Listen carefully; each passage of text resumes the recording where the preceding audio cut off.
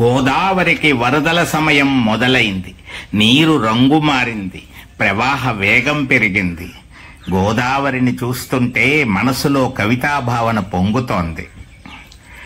గలగల ప్రవాహ తరంగమా, సస్యశ్యామల కారక జీవ చైతన్యమా, సకల పాప నిర్మూలక మహిమాన్విత జయమంగళ రూపిణి గోదావరి, సకల జనులను సమానంగా ఆదరించే గోదావరి, కులమతముల పట్టింపు చూడని మహానదీ స్వరూపమా, కర్షకులకు హర్షాన్ని కలిగించే స్వరూపమా, పుణ్యతీర్థమా, ఆనంద తరంగమా, తరంగ విహంగ జల స్వరూప పుణ్యతీర్థమా, మహోన్నత చరితమా, సస్యశ్యామల కారకమా, దివ్య ప్రవాహమా, సప్త భాగాల స్వరూపమా, మహోన్నత చైతన్య తరంగ ప్రవాహమా గోదావరి.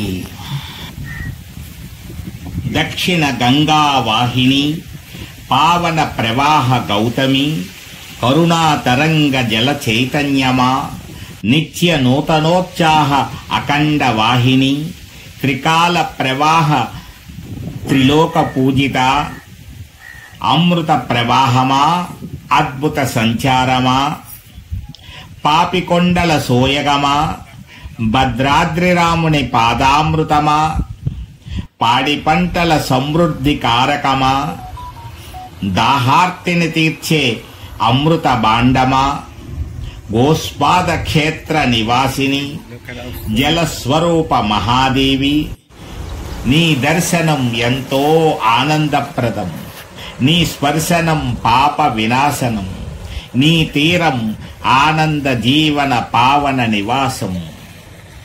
ఈరోజు గోదావరి దగ్గరికి వెళ్ళి ఒకసారి దర్శించాలనే కోరికతో ప్రవాహ గోదావరిని చూడ్డానికి వెళ్ళినప్పుడు కలిగినటువంటి ఒక కవితా భావనను కూడా మీతో పంచుకోవాలనిపించి పరసా టీవీ ద్వారా మీ అందరికీ కూడా రంగు మారుతున్నటువంటి ప్రవాహ వేగంతో సముద్రుణ్ణి కలవడానికి ఉరకలు వేస్తున్నటువంటి ఆ గోదావరి మాతను చూపెడుతూ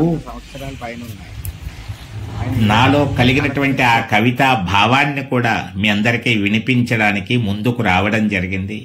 మరి మీ అందరూ కూడా మీ యొక్క ప్రోత్సాహాన్ని అందించండి, సబ్స్క్రైబ్ చేయండి, ప్రోత్సహించండి.